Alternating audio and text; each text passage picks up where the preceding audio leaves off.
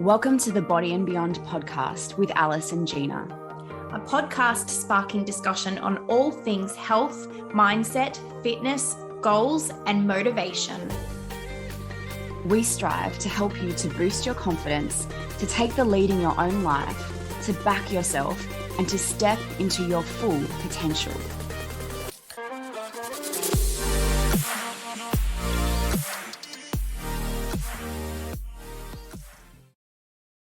Body and Beyond is proudly sponsored by The Seed Cycle. The Seed Cycle is a beautiful female-founded Australian company.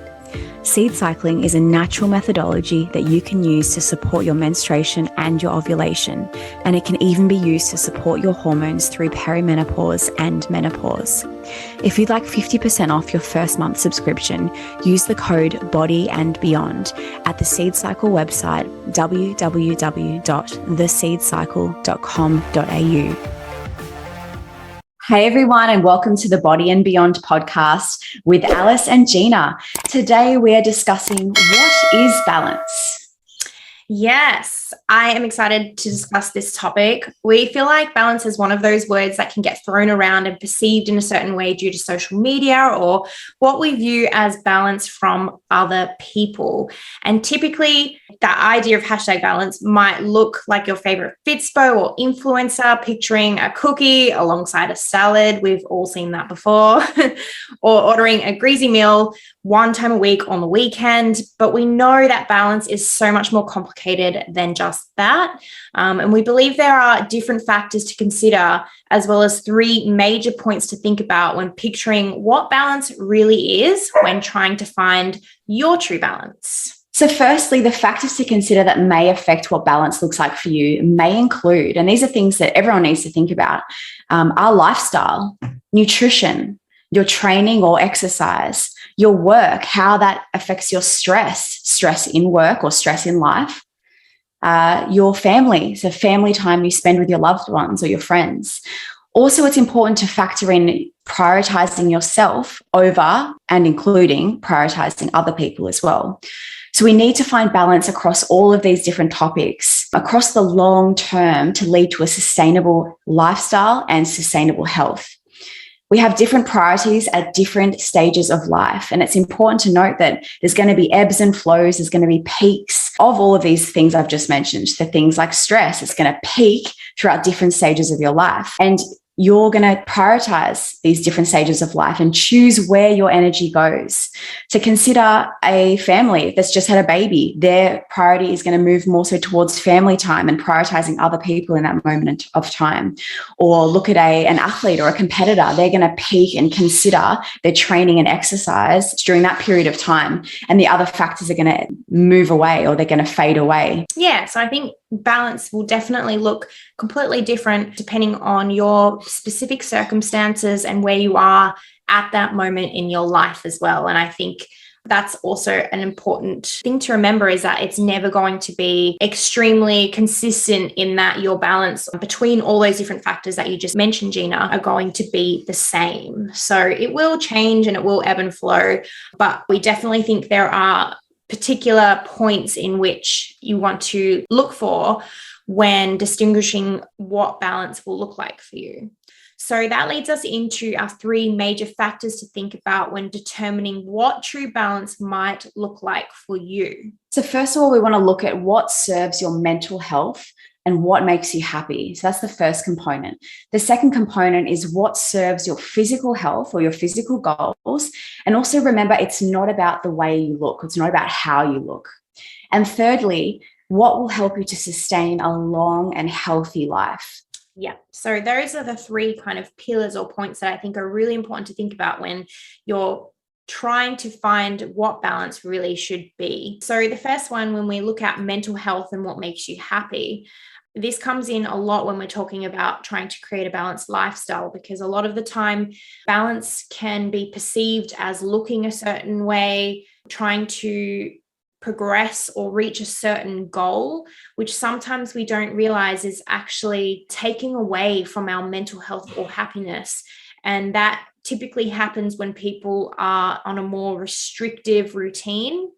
So they're restricting themselves from socializing or certain foods, or pushing too hard, too much quantity with their training, and then neglecting mental aspects or sacrificing their mental health for these goals without sometimes even realizing. Yeah. And I feel like some people out there may also see other people who are healthy, training and dedicating time to health, training, nutrition, and they may see them as, oh, they must be unhappy because they are putting all of their energy into those three factors. Obviously, they don't enjoy chocolate, or they don't enjoy drinking or having a wine because they're so regimented, and it's not necessarily the case, is it? No, that's a really good point, Gina, especially when we look at and when you're looking at, basing goals off other people, which we know we probably shouldn't be doing that. But that's a really good point when it comes to balance, and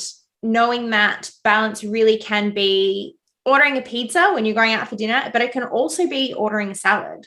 It can be choosing not to drink, or it can be choosing to have alcohol. Balance can be either of those things depending on the individual. So you can't really take judgment or base your own experience or your own goals off someone else's choices, because we never really know what the full picture looks like, do we? So that's a really good word you mentioned, to choice. So when someone does make a choice, whichever direction they go, whichever choice they make, that's also really empowering and really powerful for your mental health as well. The other thing I wanted to bring up was that, I don't know, you see all those beautiful videos of old people, they're like in their 80s and 90s, and the interviewer is asking them, what's something you've learned throughout your life, or what is one thing you regret, or what is one thing you wish you did more of, and the general trend of what these people say is usually along the lines of, wishing they were more present, wishing they didn't work so much, wishing they spent more time with their family,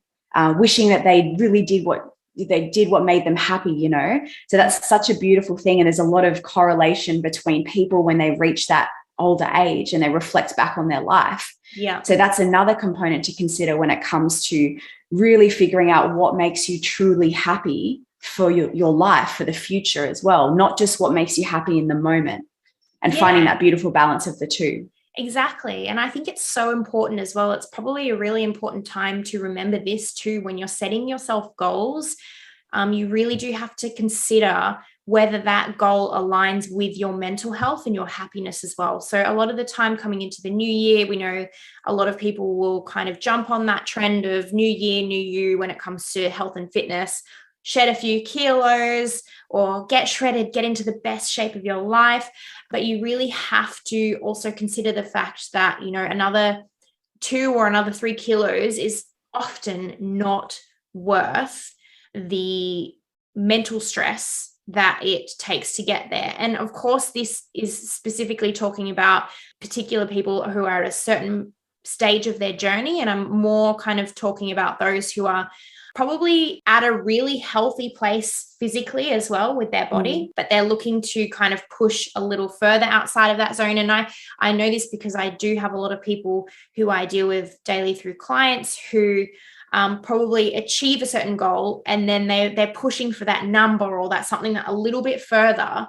But what they don't realize is, that last 2 or 3 kilos is only taking away from their mental health, and it's not actually adding anything to their health. And most of the time, it doesn't add value to their life in any way. It's not like anyone's going to value them more if they lose another 2 or 3 kilos either. So, and you really are talking about the pointy end, aren't you, of some clients who they're already very lean, or they're already at this really healthy body weight. And that's that little bit of extra, almost, what's the word, that kind of aesthetic desire.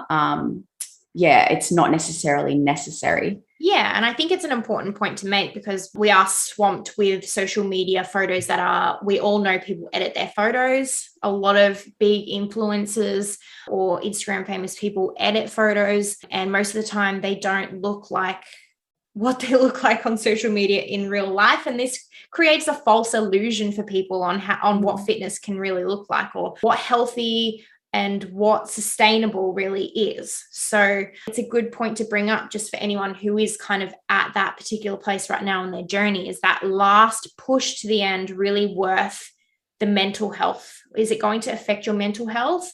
Is it going to better your health at all? If not, it might not be. And then the other thing is the importance of physical movement and also what we put into our body. So what we eat, what we consume, and the effect that can have on our mental health, the way that can make us feel. Exactly. And we all know the connection between endorphins and how our brain works, and how exercise can make us feel, how good it is for our mental health as well. So we know that exercise in general, or training in general, is great for our mental health. So the second point that we have listed is physical health. So when you're thinking of balance, actually setting a goal to do what it benefits your body physically. So like you said, Gina, when you were just talking about reflecting on elderly people who are looking back at their life, another common thing that pops up is, I wish I had looked after myself a little more when it comes to my health, because often health, we know, is not a snapshot of current time, but it's a long-standing, kind of a long journey, right? So and health gives you flexibility, doesn't it? Like, it gives you choice. So if your body is healthy and mobile, you've got range of movement, you've got a certain level of strength. As you get older, it enables you to be able to do the things you want to do. It's really important to remember that when we think about health, you want to think about what you're doing currently, and whether, if you're doing that for 10 years, will you still be healthy in 10 years down the track if you're continuing to do this current habit or routine or balance that you have now? Because often, what you might be doing now for a short period of time may not be the ideal balance for your health, but you can't get confused between how you feel now and how you would feel in 5 or 10 years down the track if you continued to do that same kind of habit or that same routine that you're doing. So you really do want to look at the overall longevity of your health long term when it comes to your balance. And of course, this comes down to your exercise, like you said, Gina, strength, your mobility, your joint health, and your nutrition and mental health as well. And like I mentioned at the start, like, life has different peaks and troughs, ebbs and flows, and there's going to be times when you prioritize something over another thing, right? So for a lot of people who are in a state where they do want to improve their physical health, perhaps they do want to decrease body fat, it's going to be it's going to be a peak for them to prioritize their health, and perhaps move away from some of the other things that they prioritize normally, day to day, week to week. And spend that period of time, whether it's 8, 12, 16 weeks, whatever it is, to hone in on improving physical health, maybe losing that body fat that's been on for 10 years. And making that the priority, then returning back to normal life or back to that balance. So it's almost like peaking through making health a priority. So you can then, on the flip side, return to balance, return to normal life, return to health, and live a long, healthy life. Yeah, that's a really good point. So when it comes to physical health as well, remember, guys, you cannot out-train a bad diet. You shouldn't be going to the gym to exercise for physical health, to burn calories, to burn off what you ate for lunch, or basically to punish yourself in any way when it comes to weight loss or fat loss. That is not what your exercise and your training should be for. It's not what it is about. And unfortunately, if you do have a bad diet, you cannot out-train that. And the food that you consume and the food that your body is breaking down does not just, magically get a hall pass if you go to the gym after. It still matters what you are feeding your body and what you're nourishing your body with. So just remember, you cannot out-train a bad diet, and they are two separate things that are both very important. So your training should be based around increasing lean muscle mass, improving strength, improving bone density. Having those 3 things is really going to help improve your quality of life down the track as well as you get older. And also training for enjoyment, or training for, certain goals that you're working towards, for sure.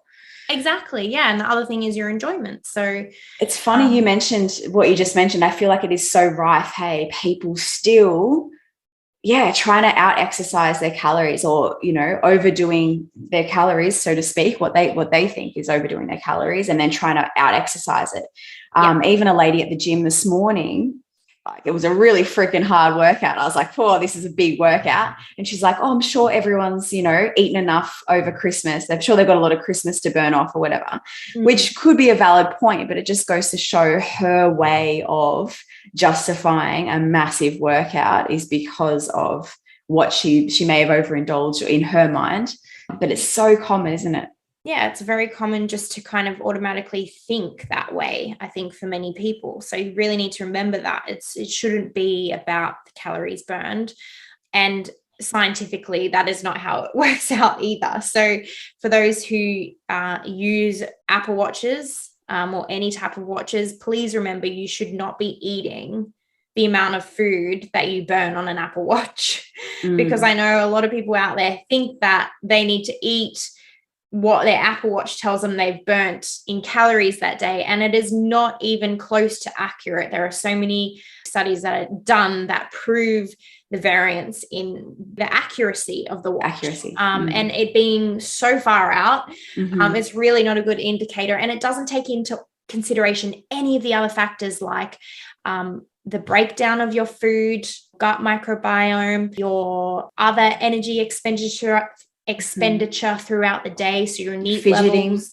It doesn't take into account any of that. It's literally just you've got to put it on for a workout, and it might roughly track a workout calorie breakdown, but in no way does that correlate to how much food or calories you should be eating in a day either. It also doesn't take into consideration your personal body composition breakdown. So that's just a really important point to remember when it comes to calories and tracking your workouts on Apple Watches and that sort of thing. The other consideration when it comes to physical health is that just because someone or yourself is starting to get leaner or starting to get more muscular, this doesn't directly correlate with inside health, with how healthy your organs are and your longevity.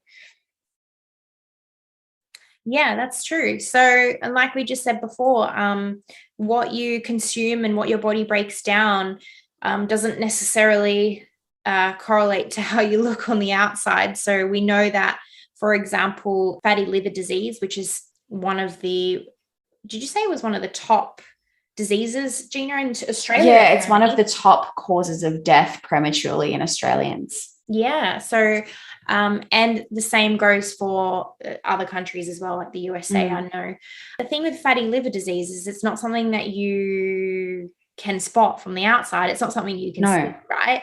Someone could be, you might walk past someone down the street and think, oh, this person's relatively lean. They're probably healthy because they're at an ideal, or what we call ideal by government standards, body weight, right? BMI, yeah. Yeah, BMI. But that in no way correlates to health. And the craziest thing is actually the percentage of people who do have fatty liver disease who are not overweight or obese people. There are people who are actually quite within the regular BMI. So, and that is all to do with what they're consuming and their health over a long period of time. And you can see that even though they're not over consuming, they're not eating in a surplus, obviously, because they're not gaining the excess weight.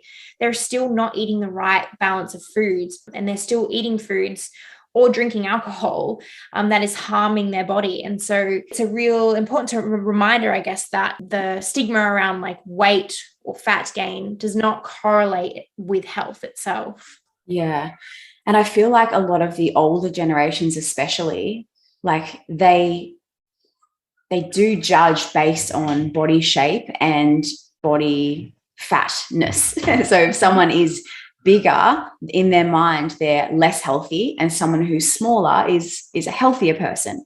But I guess what you're saying here is that it's not the case. The inside organs, it can be a completely different picture. Exactly. And so likewise, though, when we're talking about body fat or excess body fat, we know that visceral fat is far more dangerous than subcutaneous fat. And visceral fat is basically the fat that is surrounding your organs in your body. So it's basically more so stored around the waistline. And we know that that type of fat specifically does link further to health issues than some subcutaneous fat. So again, we know that excess body fat does link to health issues down the track, and especially if it's long term and ongoing. So someone might be 10 or 20 kilos overweight now, but be completely healthy in this snapshot of their life right now. That doesn't mean that 5 or 10 years down the track, they're going to be in the same position if they continue on that same road. So yeah, it will come back to bite them eventually. Yeah. So physical health, not just how you look, but more about, what you're actually feeding and nourishing your body with. And I guess the balance of your energy balance as well. So calorie input versus calorie output, and exercise, and all of that together, really. And the other consideration when it comes to physical health, also mental health really, is we want to also pay attention to our gut microbiome. So what the food that we're feeding our body, what we're nourishing our body with, is going to determine the health of our gut microbiome. And that can definitely have effects on mental health, the way you think, the way you feel, and also on your inside health, of course, and the way that permeates through the body. Yeah, I think a lot of people will call the gut your second brain, right? Because of how closely it is actually linked to your mental health as well. We know that gut health is also very closely linked to the ability to lose weight and lose body fat as well. So if you have major gut issues, if you've got an imbalance in your gut microbiome, there can be more complications when it comes to just simply losing body fat or losing weight. So it is an important consideration for overall health, is getting the right nutrients to feed that good gut microbiome. And if you know that you've got gut issues, I just had a mind blank. I'm thinking of the very common gut issue at the moment that a lot of people suffer with, which is IBS, right? And, if you do suffer from IBS, I would definitely suggest getting professional help with that, because IBS obviously is something that can really affect everything else in life, especially if you are trying to improve your health. And irritable bowel syndrome is what IBS stands for. Yes. And the third component we wanted to discuss today was looking at balance in service of sustaining a long and healthy life. Yeah. So like we were just mentioning earlier, a snapshot of time right now might say that you are healthy. Maybe you go to the doctor and you do a complete check and everything is completely fine. But that does not mean that if you're doing exactly what you're doing now for another 5 or 10 years down the track, that you're still going to be completely fine. So it's not just a snapshot in time, but it really is something you need to consider over a long extended period of time. So if you continue doing what you're doing now and having this balance that you currently have, are you going to be at risk in 2, 3, 4, 5, 10 years down the track, 20 years down the track? That's something that you definitely need to consider when we're talking about sustainable balance, as well as being able to sustain long-term the goals that you're setting for yourself when it comes to nutrition and physical fitness. And I know, Gina, that you mentioned that it does ebb and flow in certain peaks. So you might have certain times where you do knuckle down a little more. You may be more strict with your nutrition for a certain period of time. If that's, something you need to do, if you need to get rid of body fat, if you need to reduce body fat for health reasons, that's what balance might look like for you for a while. But we always need to take into consideration the full picture. And I think as well, like going back to the start of the podcast, I mentioned some of the different components of life. And sometimes it takes them until later in their life for them to give themselves permission to prioritize themselves and prioritize their health. And, like working through your 20s, your 30s, your 40s, it really is a peak time of stress for a lot of people as they work up their career ladder, they progress in their career. The stress intensifies, they're trying to raise children. And really, the stress does not help with contributing towards the right choices, achieving this balance that we're talking about for health and longevity. So sometimes it does take someone many, many years to finally go, okay, I need to do something about this. I need to prioritize my health. I need to stop looking after everybody else and start looking after myself. The other thing that we wanted to chat about was the accepted method of what we hear as cheat meals. So that relationship with food and nutrition, and something that we commonly hear in the fitness industry is the term for cheat meals, right? So personally, I'm not a fan of this phrase at all. I probably assume that you aren't either, Gina. Yeah, when people distinguish or they label food as good food or bad food, you know, they're having healthy food or they're having cheap food. Yeah, so I think a lot of people have this idea that eating healthy from Monday to Friday and then having like a cheat day or a massive cheat meal or something on the weekend is this idea of balance. Hey, like maybe for some people, it might be some kind of balance that they find that works for them, and that's fine. But I think it's more the idea of the actual strategy of people using cheat meal and putting that label on it, I guess, can sometimes do a little more harm than good when it comes to relationship with food. It's really important to also remember that cheat meals, I think, originally do come more from competitive athletes. And I know a lot of coaches will use this as a strategy when dialing down for competitions or for shows like for bodybuilding. It's important not to mistake it as a cheat meal when, you know, competitive athletes are actually strategically using this as part of their method. So although they might call it a cheat meal on the weekend, their coaches strategically put that in there. That's something they need to do in order it's part of the process. Yeah, in order to work through that process to get to stage. So it's very different applying it there and applying it to athletes whose goal is to get to stage and to follow a very strict regime, then to apply it to everyday life and try to apply it to what everyday people or people who are not competing are trying to call balance. So I just think the idea of having that cheat meal on a weekend is not necessarily the best thing for people's mental health when it comes to labeling foods as good or bad, like you said, Gina. Yeah. And the word in itself, like if you think about the word, like cheating is often referred to when someone's cheating on their husband or cheating on their wife. And it's really got this stigma of being wrong. So it brings up, you know, feelings of guilt or feelings of it being the wrong thing to do, when really what you're getting at, Al, is that people or athletes that do use this methodology, it's not necessarily wrong or a bad thing. It's actually part of their process, part of their plan. And then that's translated across to everyday population who are following all these people on social media. And then, yeah, they're eating this, they're classifying this food as bad, when really it's just an increased amount of calories, isn't it? It's just a higher caloric food. It doesn't necessarily mean that it's bad or wrong. No, and the other thing is you have to remember when someone is competing to get to stage, they're calculated like that whole time. So having a big, dirty cheat meal at the end of a week of someone who's just living a balanced lifestyle is probably not actually going to get you great results. You can definitely undo, if your goal is to progress forward with fat loss, you can definitely set yourself back a week in that one sitting or that one day of having a cheat meal if it's not actually strategized properly. So it's definitely something that, yeah, I would see as something you only use if you're under the guidance of a coach who is competing, but it's not something that I would suggest for everyday people as a strategy for finding that balance. And I think when it comes to eating out or socializing and working that in, personally, what I like to do with my own team is not have a cheat meal on the weekend. We have what we just call meals off, multiple meals off a week. And the key really is to just practice a little bit of boundary in some of those meals.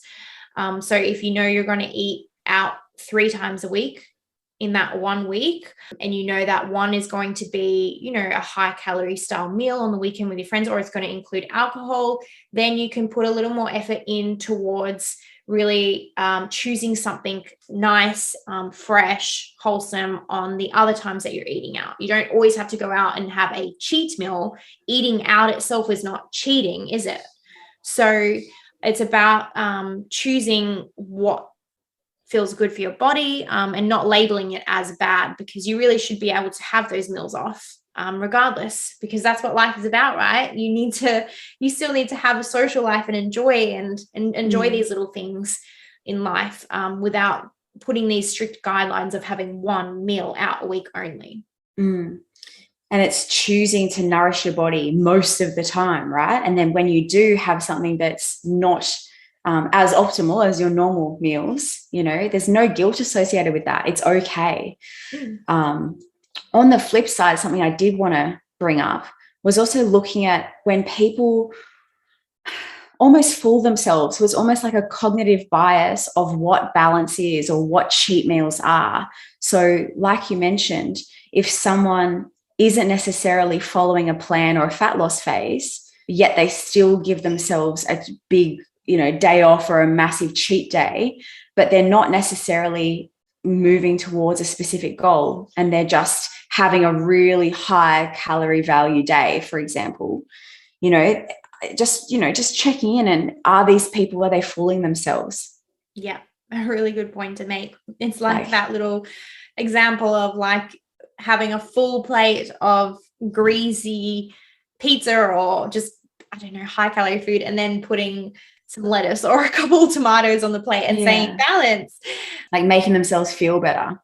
Yeah, when really, like, if they're having that a couple times a week and they're not really prioritizing or getting really wholesome food any other time of the week, it's really not balanced, is it? So it is. And the other thing to note is that education does come into that, right? So if someone doesn't know any better, they're missing that education piece. If they haven't learned the basics, then it can be even more challenging, right? For that person, they're not quite understanding in the first place. Yeah. And I think reflecting on that individually and really asking yourself, like, if you are in a position where you do know what is good for you, or you feel what is good for your body, are you making decisions based on what balance should truly look like, if you're thinking about all these three pillars? Or are you possibly making a decision that's leaning you towards one way, but you're telling yourself that you're balanced? And get help, hey? So seek professional help when you're not sure, or if anyone listening feels like they're in that position where they're not sure, like engage the services of a nutritionist or a food coach to give you some guidance and help up-level your knowledge, not just now, but for the long term, for your health into the future. It's like money well spent, isn't it? Oh, 100%. Knowledge is key. And we've heard that from so many of our guests in our past podcasts as well. Knowledge is power. Knowledge is key when it comes to nutrition and health. And it gives you flexibility. The more knowledge you have, then you make informed decisions without the regret, without the guilt. You can make these informed decisions. And on the flip side, and we've spoken about this in previous podcasts, but sometimes that lack of knowledge leads to women and men, but predominantly women, over restricting. So they don't eat enough, they're really eating tiny portions, having salads and veggies and not really enough protein. And so really they may feel like they're doing the right thing short term, making themselves smaller, trying to get skinnier, but it's not in service of long-term health. So fast forward 5, 10, 20 years, but they're not serving their metabolism long-term. And that's through, again, lack of education.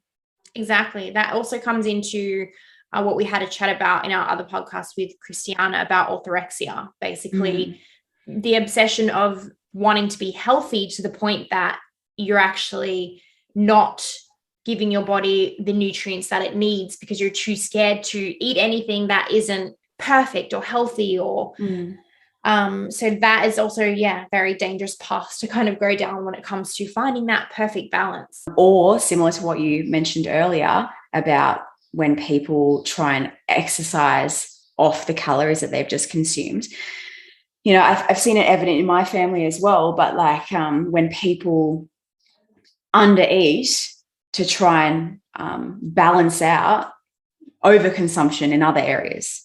So they might eat like a mouse during the day and then overconsume at night, when really they still might not be eating enough in total. There's just this cognitive distortion of what someone of that frame size requires, what their body needs. They just don't know. Exactly. And you end up being on a bit of a rat wheel. So a lot of these people end up being on that cycle of getting up, slogging the cardio every single day, eating the food that they think is good, trying to get rid of the fat, and then just going, what am I doing wrong? I'm exercising every day. I'm doing so much cardio, but I'm not losing any weight. It's like a continuous cycle of just binge, then restrict and cardio, and then do it all again. And then nothing actually changes over time. So they're definitely points you need to address as well if you feel like that is something that's, potentially happening on your journey at the moment as well. Yeah. So I think just to recap those 3 points for the topic of balance. So what serves your mental health and what makes you happy? The second one was your physical health and your physical goals. And that comes down to performance-based as well. So making sure that you're getting the right balance for performance goals as well as your physical health. And also the third point of, will you be able to sustain this? And if you do, will it serve you for your health overall in the long run as well? And now moving on to our questions for today's podcast for our listeners. So, Al, do you want to ask the first one? Sure. So when it comes to balance, reflect on your habits and your lifestyle over the last year. Do you feel your balance scale may be slightly tipped to one direction? So do you feel like it might be either too relaxed? And when we say too relaxed, we think of probably not putting enough time and effort into your health. Or do you feel like it might be tipped the other way, which is probably what we would describe as too restrictive? So someone who is probably not nourishing their body and giving it the fuel, giving it the time as well, giving it the rest that it needs to really have and create that healthy balance. And what is one small thing that you can alter or implement into your routine to move closer toward that balance, or what you call health? Exactly. So if you guys take a moment to reflect on these questions, and then, have an honest conversation with yourself. What is one small thing that you could change, or what's one micro habit you could implement into your routine to help you become a healthier version of you? Yeah. And I think a really good reminder for this time of year as well for everyone is make sure you're prioritizing these things and really thinking about these things as you go into the new year. Try to avoid those fad diets because, like we mentioned in our New Year podcast as well, it is the typical time of year where you do see a lot of marketing for really extreme diets right now, trying to, really restrict. Lure people in. Yeah. Yeah. And especially when people are feeling a little bit like they've indulged a little over the Christmas season, just really come back to that balance and ask yourself these questions. Is it going to serve you in these 3 areas? And if it's not, maybe rethink that. Yeah. Awesome. Well, thanks, Al. Thanks, G. That was a really good one. But guys, if you have any questions or if you've got any ideas for future podcast topics, we would love to hear from you. Body and Beyond podcast. Yeah, and don't forget, guys, if you're loving our podcast so far, you can take a screenshot and share it on your Instagram so we can reshare. That would be amazing. The information provided should not be Thanks used for tuning in, guys. See you guys. Please discuss any information from this podcast with your healthcare professional before making any changes to your lifestyle.